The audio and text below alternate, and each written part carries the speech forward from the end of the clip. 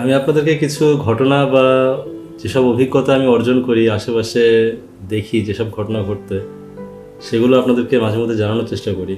হয়তো আপনাদেরও জ্ঞান বাড়বে সেই কারণে। তো আজকে একটা মজার জিনিস দেখলাম, একটা ঘটনা। সেটা হচ্ছে যে আমি রাস্তা দিয়ে হাঁটছি, তো দেখলাম যে দুজন লোকের মধ্যে খুব রাগারাগি হচ্ছে।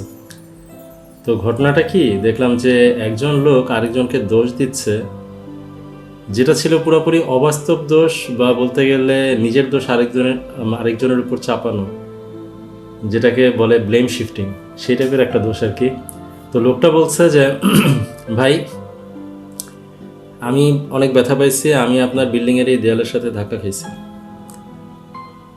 তো আমার কাছে প্রথমে যেটা মনে হচ্ছে যে মানে এইরকম লোকের এরকম অবাস্তব প্রশ্নের উত্তর দেওয়ার কি আছে, কিন্তু লোকটা উত্তর দিতে বাধ্য, কারণ তাকে একটা দোষ দেওয়া হয়েছে যে সেই লোকটা তার বিল্ডিংয়ের দেয়ালের সাথে বাড়ি খেয়েছে, এখন তো তার উত্তর দিতে হবে।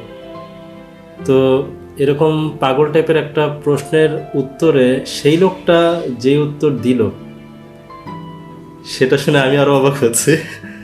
সেই লোকটা উত্তর দিল যে আপনি আমার দেয়ালে বাড়ি খান নাই, আপনি অন্য বাসার দেয়ালে বাড়ি খাইছেন। এবং তারপরে সে তর্ক করা শুরু করলো এটা নিয়ে যে আপনি আমার দেয়ালে বাড়ি খাইছেন তো কি হয়েছে, আমি কি বাসাটা ভুল জায়গায় বানাইছি, আমি কি বাড়ি বানাবো না?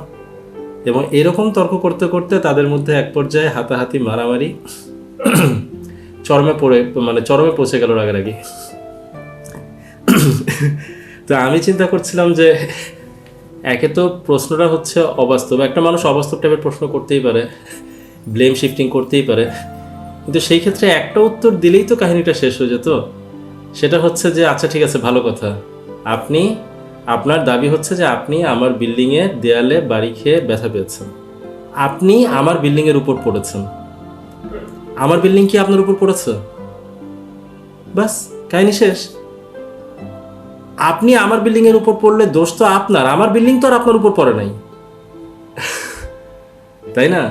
এই সিম্পল একটা লজিক্যাল অ্যান্সার বাদ দিয়ে দুইজন, এও ব্লেম শিফটিং করছে ইললজিক্যাল কথাবার্তা বলে, আর উনিও তর্ক করছে ইললজিক্যাল ভাবে, এবং অবশেষে মারামারি হাতাহাতি ঝগড়াঝাটিটা বেড়ে গেল। তো যেটা আমার কাছে মনে হয়, আমি যেটা দেখি সেটা হচ্ছে, আপনারা হয়তো দেখেন যে সমাজে ক্রাইম বা মারামারি এবং তারপর সেটার বিচার কী হবে এটা নিয়ে আমরা ব্যস্ত হয়ে যাই, কিন্তু মারামারি এই ক্রাইমগুলি কেন হচ্ছে, উৎসটা কোথায়? এই ছোটোখাটো লজিক বা যুক্তিবিদ্যার অভাব। উৎসটা কোথার থেকে? সিম্পল জিনিস এবং জাস্ট একটু লজিক দিয়ে বা বিবেক দিয়ে না চিন্তা করার কারণে ঘটনাগুলি ঘটছে। লিগ্যাল তো সবসময় লিগ্যাল, আর ইলিগাল তো সবসময় ইলিগাল। তো এটা নিয়ে এত তর্ক, এত ব্যস্ত, এত উত্তেজিত হওয়ার কি আছে? হ্যাঁ, অনেকে আছে অনেক কিছু বুঝেও ব্লেম শিফটিং করে, মিথ্যা দোষ দেয়, কিন্তু সেটাকে যতখানি পারা যায় লজিক দিয়ে প্রয়োজনীয় যতটুকু অ্যান্সার সেটুকু দিক, এরপর না হলে আইনগত ব্যবস্থা নিক। কিন্তু দুইজনই উল্টাপাল্টা তর্ক করে রাগারাগি বাড়ানোর তো কোনো অর্থ নেই, তাই না? আমাদের দেশের মানুষের আসলেই খুবই যেটা দরকার সেটা হচ্ছে নৈতিকতা, মানবিকতা এবং যুক্তিবিদ্যা শিক্ষা। এটা খুবই দরকার। এইসবের অভাবেই নানা ধরনের সমস্যা, গ্যাঞ্জাম, মারামারি এসব হচ্ছে।